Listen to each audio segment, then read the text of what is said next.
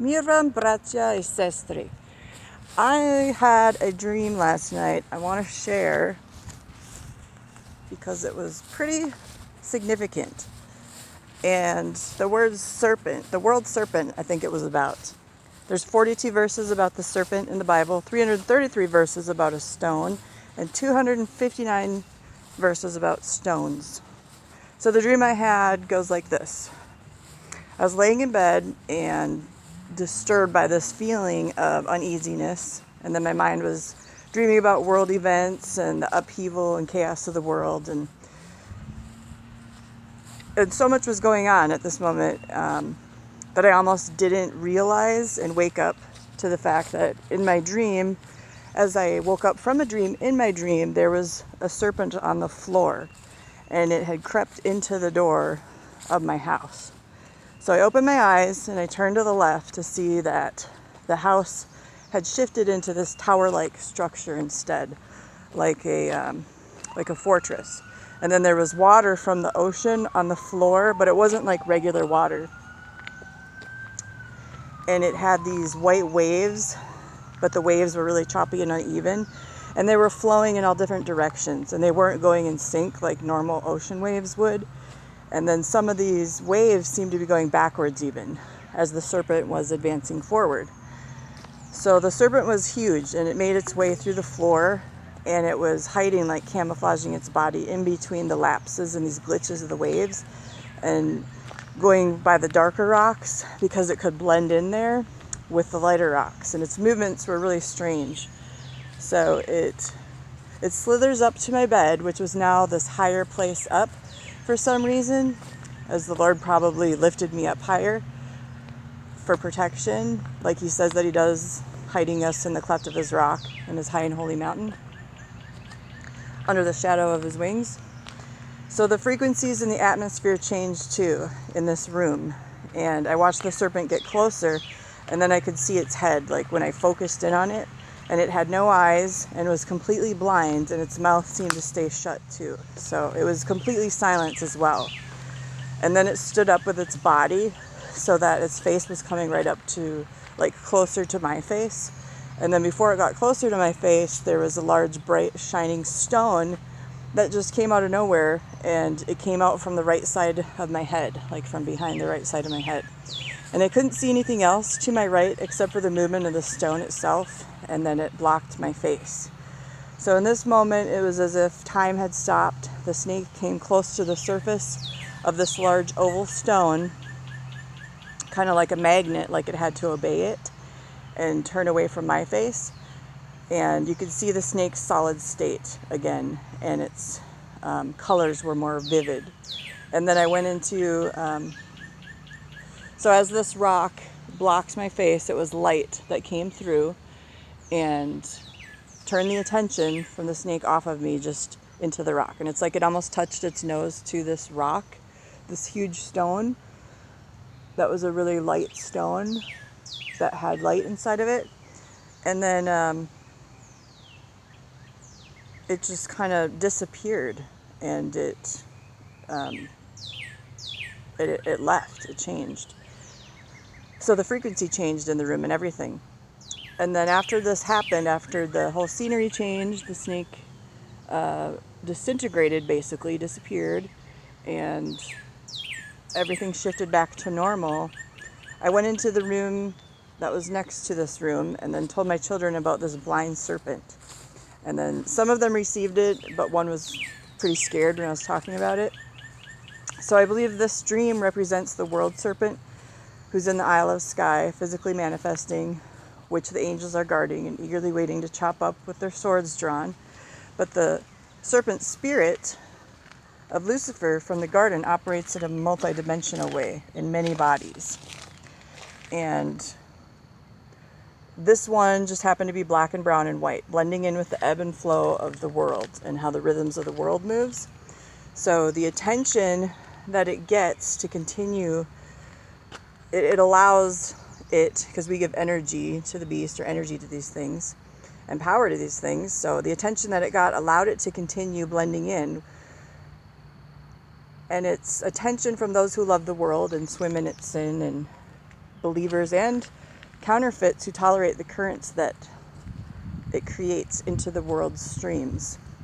Because its colors even seem to bleed into the waves themselves and camouflage in a mirage. But when you focused in, like had discernment, you could solidify the body of the serpent, the actual matter of the serpent, and what it was doing. So when people focus all of their attention on what the kingdom of darkness is doing, they fall short of the glory, and they don't listen to the captain of heaven's armies and let every thought be held captive through the mind of Christ. And then they don't focus on what heaven is doing and manifesting in the earth every day, and moving in the earth, and birthing in the earth. And all the miracles, outpourings, rescues, revivals, all of that's going on right now. And God's new economy that he wants to bring to the earth. All of these things. So when I saw the image coming at me, there was a moment of fear. But if I had given into that fear, I would have fell and sunk into the water with it and may have been lost in those waves. But I pushed the fear out of my mind and heart, and then spoke the word and my prayer language over the situation in my mind. And that's when the stone came in from the right side. So the stone represents the blood barrier and the dividing line between what belongs to the Father and what the enemy can't have. I've had other dreams and visions of God's protection where assassins are also blind and can't see me as they're sent out, or even smell me. So their senses are blinded. And then when God wraps his wings around you, like under Psalms 91, his promises are true. So Genesis 29 says, they roll the stone from the well's mouth and we water the sheep. As soon as the flocks were all collected round the well, the stone was removed, and all in their turn gave the sheep water. So Yahushua is also our good shepherd, and he has tender concern for his flock, and is the stone that the builders rejected, and where the government of Zion will be built upon, the house Bethel. And he's using us as living stones for this work. So when all the shepherds came together with their flocks, then like loving neighbors, they watered their flocks together. The law of kindness in the tongue has a commanding power. Proverbs 31:26. So also Jacob was civil to strangers, and he found them civil to him. And our speech is supposed to be seasoned with salt, as we're the salt of the earth. So I think there's a lot more to this dream in layers and interpretation, because the serpent originally lost its legs as the curse, but in my dream, it couldn't open its mouth in the end or stick out its forked tongue, like usually serpents do, and they wait until the end to attack.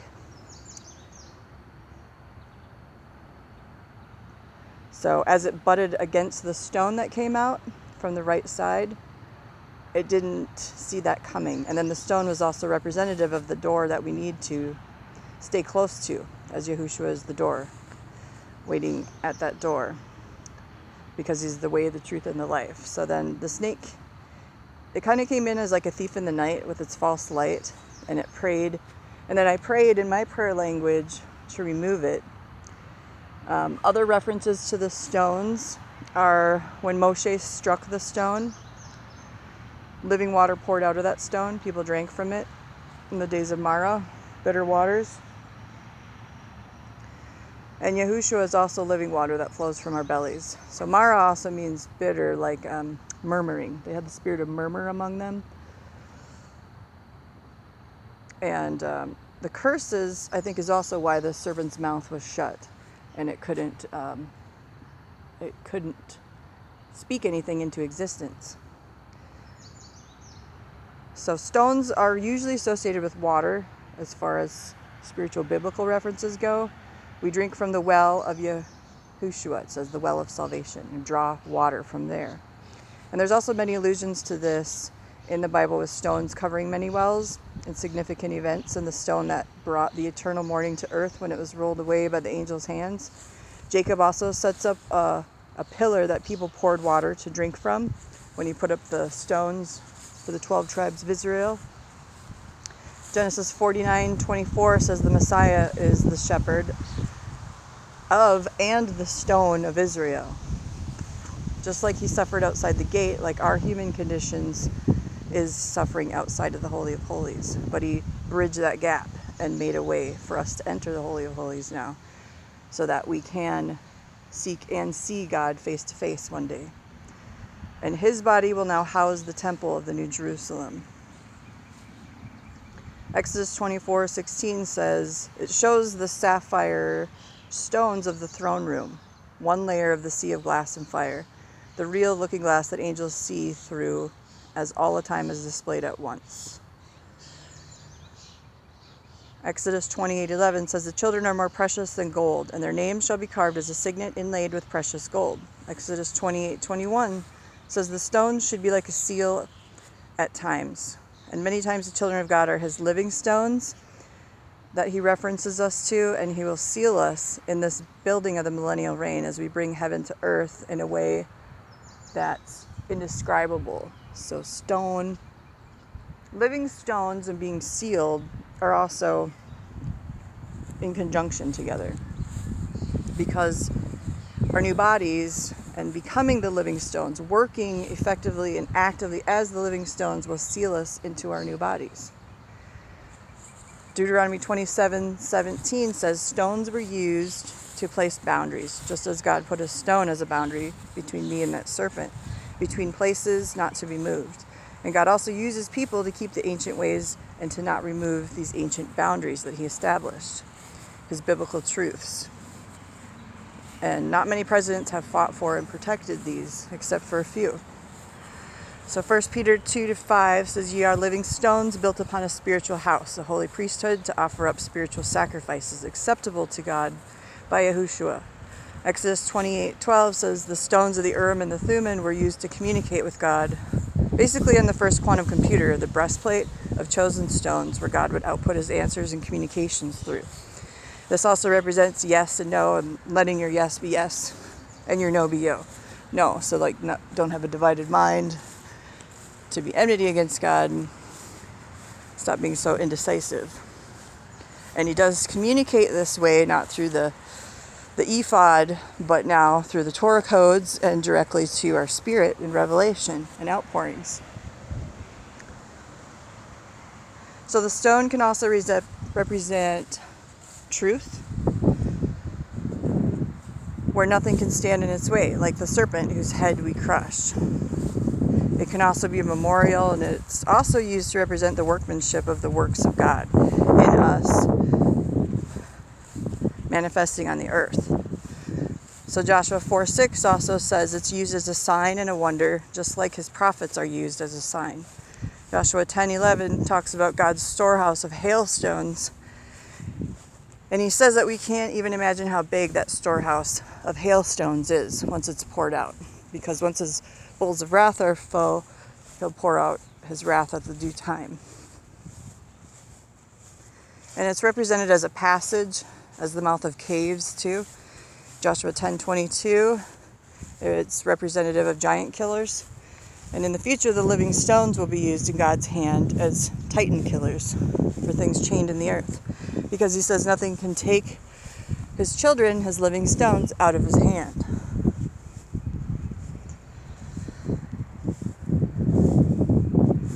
Then said Joshua, open the mouth of the cave and bring out those 5 kings unto me out of the cave. And they did so, and brought forth those 5 kings unto him out of the cave, the king of Jerusalem, Hebron, Jarmuth, Lachish, and Eglon. And it came to pass, when they brought out those kings unto Joshua, that Joshua called for all the men of Israel, and said unto the captains of the men of war which went with him, come near, put your feet upon the necks of these kings. They came near and put their feet upon the necks of them. And Joshua said, fear not, nor be dismayed, be strong and of good courage. For thus shall the Lord do to all your enemies against whom ye fight. Afterward Joshua smote them, slew them, and hanged them on 5 trees, and they were hanging upon the trees until the evening. And it came to pass at the time of the going down of the sun, Joshua commanded it to, they took them down off the trees and cast them into the cave wherein they had been hidden, and laid great stones in the cave's mouth, which remain until this very day. So this is like the story of Esther and Haman, and how Haman's family got hung when they thought that they were going to hurt God's people and do what they do, so it backfired on them and they got hung, just like it happened here with the 5 kings. And this is a foreshadowing of what's going to be done to the 10 kings that rise up with their evil crowns as giants in the land that people will also fear, and the beings that will make men's hearts fail. So if we can't get a grip on our identity in Christ and our Creator right now and be sanctified and consecrated unto Him as priests, priestesses, kings, queens, and sons and daughters of the Most High with access to all that He has, we're not going to be able to pick up our slingshots like Samson and do battle with worse entities and creations. So some of us have battled in the kingdoms here, the unseen realms and the unseen wars, and survived, and have, because of surviving, tasted and seen the glory that's to come. And what's behind the stone that came out from behind the right side of my head in that dream, I haven't even begun to see the glory that's behind that. And it's as if we're just stepping up to that, line upon line, that godlyhood, precept upon precept, and being quickened in each glory to glory. And the only way to do that is to step into the realm of Jesus Christ and get your life cleaned up and get our star, mountains, arche, and realm cleaned up, activated and working in tandem with His realm. 2 Samuel 12:30 talks about precious stones and crowns, scepters, breastplates, and our crowns are even alive, like sentient intelligence fields of their own, because our spirit is wearing them, and our spirit is wearing garments and armor, and can always be exchanged for something better, because God gives good gifts to His children. And our crowns get cast before the King in heaven, where we're already seated in heavenly places when we're operating on the other side of the veil. So we're always exchanging our ashes for beauty every day if we allow Him to refine us and bring us closer to Him in our presence, in that submission and letting go of all the things that we need to here, this earthly bondage and earthly cares.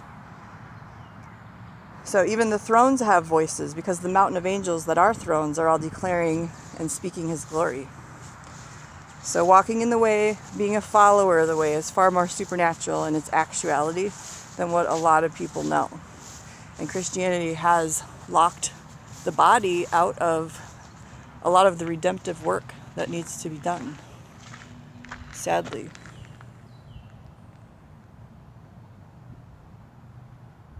So this dream to me also represents the lukewarm waters the churches are swimming in, and that the colors of the serpent are also blending in with. Deuteronomy 9:10 says we need to come into agreement if we're seeking God's heart, so we can make our hearts perfect in His heart of fire. And God refined David so much that it says He gave him a perfect heart. If we have no flame or zeal in the altar of our hearts, then the Ruach can't be rooted, fully established, and grounded in love there to be able to nurture and lead our hearts into that unity of faith that's entirely possible. And getting out of God's timeline. He says He changes the time seasons, establishes all boundaries between nations, moves kings around His fingers like water. And He leaves out queens and evil mothers and Illuminati queens, the evil women that have lordship as well on this earth, because that's for the Ruach HaKodesh to deal with, and the counterfeit mothers. And why the time seasons are changed and all that is because there has always been a time war, and that's the need for time agents. And it's because of the binary universe and our avatar triune nature as well. So the devil's composite, Mazaroth, is where the Luciferian leagues in the time travel program and secret space program entrapped and ensnared and hunted souls. The dark side of the moon chain leagues, the soul cubes, black boxes, frequency grids, fences, and demonic tech, where it all hangs out up there in the heavenlies. And that's why we're always warring in the heavenlies. And then the supernatural comes down to the natural. So the time wheels are also part of God's construct too. Yes, there are time wheels. The tesseracts are also like cogs in a time wheel, spinning vassals into unholy vessels and derailing people from God's futures and destiny for them and His timeline. And then they kind of hijack people into false futures and realities, and that's where the digital skylabs, that's what they're for too. So God's perfect will and timing and the spirit of time itself, yes, time is a spirit. He's a male spirit that God uses to stretch and expand the curtains of space and time with, can bring us into his corrective light and synchronicity. And then the eyes of our heart are clear and able to see single with the glory of Yah. And the devil can't change our hearts then, once our spirits and souls meet in the heart space to filter out the emotional processing of all that comprises what it is to be human. And then that's conjoined into like a stargate, as we each are a star. And our stars need healing, because Yahushua is the bright and morning star, and always has been the brightest of all stars in the universe. Deuteronomy 24:6 says, "Do not take a pair of millstones, not even the upper one, as security for a debt, because that would be taking a person's livelihood as security. For this would be pledging one's life." Another reference to the living stones. And also in Matthew 24:41, 2 women will be grinding at the mill, one will be taken and the other left. Stones being translated, which will happen to the bride as living stones, as God will move his people where he wants them to and establish his system for us to live here when the Antichrist system is set up so that we can overcome. He's not just going to leave us hanging. The stones were on the ephod for the breastplate of righteousness. Lucifer also had precious stones, which are portrayed in some Marvel movies, and have to do with the planet Chiron, that was split in two. So the stones were on the ephod for the breastplate of righteousness, part of our spiritual armor to refine stones going through the refiner's fire. Deuteronomy 23:1. Stones were also used in rituals and rites. And this is why the occult and Mormons in their temples give you a stone and a new name, because we will be living stones and will be given a new name. Everything will be given a new name as it's perfected, completed, fulfilled, and made new at the end of the ages.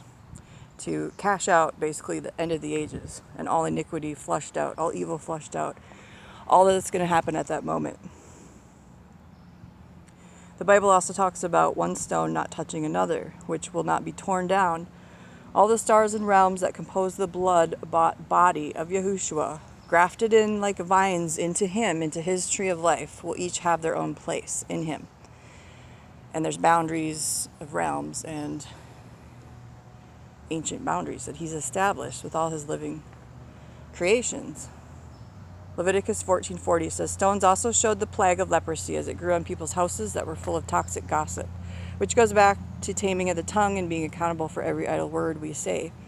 They also represent crushing and grinding, as Yahushua was crushed in the winepress, in which giant stones were used to crush the grapes. Deuteronomy 8 talks about his provision. Remember him.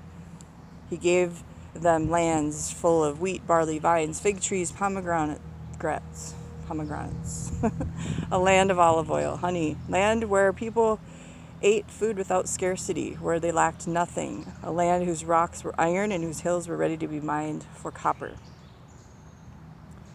So he's all the provision that we've ever needed. When you eat and are satisfied, you're to bless the Lord your God for the good land that he's given you. Didn't he already break the gates of iron in the earth? Yes, he did. And he wants to give us the wealth of the nations that's stored up for the just in this wealth transference, because he's already prepared a table for us in the presence of our enemies, with the inladen golden names already set, the chairs with his children's names on them, just like he made sure back in the olden times that the children of the 12 tribes' names were also inlaid in stone that had gold in it, because we're precious to him. So how do we counter the children of the devil? By taking our inheritance by violence. They take it by violence and force. By claiming our inheritance and standing in it and letting his spirit lead the way to life abundantly. A life that's free from the cares of this world, and a life that's no longer captive. So we can fulfill that great commission and set the captives free. Deuteronomy 4:28. By serving our first love and loving Him first, loving and serving others, upon which all the other commandments hang upon, our framework starts to grow fruit from that point. So our lives are pleasing and a sweet fragrance to the throne room. And then prayers get answered, bowls get filled and dumped out on the earth. And the incense arises. So people have gotten it backwards, and instead of stewarding nature, praying for earth, the Stoichians, the kingdoms of the earth, they worshipped it instead and then forgot the Lord. So the recursion of the cycle of the curse eats away at man's nature, to a point where God even said He'll forget their children because they forgot Him. They served creations, they mistook for God's face instead of seeking His face in kingdom governance and stewardship and all the things that He was trying to teach them and draw them into. And there ye shall serve gods, the work of men's hands, wood and stone, which neither see nor hear nor eat nor smell. So God showed me in my dream that many others were the enemies. Okay, how do I word this? So the enemy has tried to take me out through various crafty means, is what the serpent was doing, and other people when he was in the water. So God sees above all of it, though, far more ahead than anything, because He made the enemy blind, mute, and not able to smell. He shut it down completely. So He can get anyone off of Satan's frequency when they start living in the light and partnering with heaven's will and their life's destiny. And then stepping into and fulfilling their own scroll each day, what's written in their book of life for them. And there's wonder-working power in the blood and the dew of every fresh morning, because God talks about the latter and the former rain and the dew and the rest of the Holy Scriptures. And the dew is also an allusion to the dew of resurrection. And that's a whole other topic, an angelic duty that's in Enoch too, and a substance from heaven. So when we live by faith, we exchange that faith for the substances of heaven, because we'll no longer need faith one day and just have the substance itself. So don't fear the movements of the serpent, because he's supposed to be under our feet, just like the king's necks should be under our feet too, and the oppression of their authority, which is the authority of the kingdom of darkness, that should already be below us. And those who are swayed by every whim and doctrine, by the tree of knowledge of good and evil, they'll remain lost if their spirits don't step forward and take charge. So I'm here to tell you that God's love has no end, because He says we can't even fathom the depth, the width, or the height of it, the volume of its measure. And the way He measures man is something that's out of this world and reserved for the courts of heaven. So we have to stop measuring each other by earthly means. And what we can do is petition Him with all supplications and in genuineness. And He meets us where we are. And He gives us clean hands, a pure heart, a clear mind, a sane mind. And He takes our burdens and any weight of this world off our shoulders. And He processes all cases for us from the accuser. And His blood is what speaks a better word for us, and stamps it with His blood, with our new name, our new creation on the cover, and the words chosen and redeemed are replaced instead of the accusing words that are brought before Him every day, because He's the great interceder, He's the great intercessor between heaven and earth. So when the serpent goes fishing in the waters of our past, making friends with and loving the world at the same time, we have to separate ourselves and be set apart from that. And we have the right to put a sign there that says there's no entry when we get inclinations and accusations in our mind against us, or thoughts, and anything that would create a hindrance from operating in kingdom authority. And we have the power to shut that down.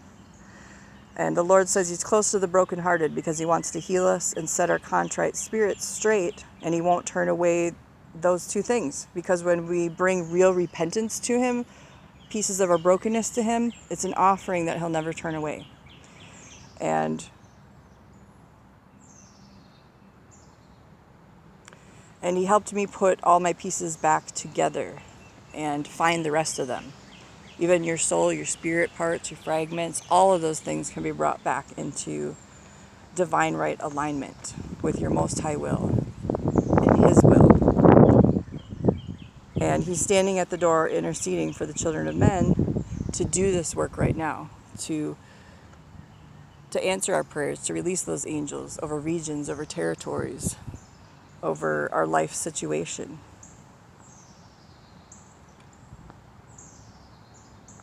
And He's constantly interceding for the children of men. And all we have to do is take His hand and step into that door, which is provision, and walk into His wholeness. So I pray that you'll receive the love of Christ today and have a changed heart on matters and issues that you've been having struggles with, and that your families would be whole. And for those of you who don't have families, that you'd be surrounded with godly appointed people to be that for you. And His love endures forever, and His chosen ones are never forsaken. So whatever comes your way, just realize that through God in your life and the indwelling Holy Spirit, any enemy that you have, no matter how many they are, God can scatter 7 ways, and He can shut down their senses so that He will make you invisible to them. And this is a favor from heaven, and it's a gift from heaven, and it allows you to do the work that He's put you on earth to do. So have a wonderful day. Shalom. Mir tebe. Peace.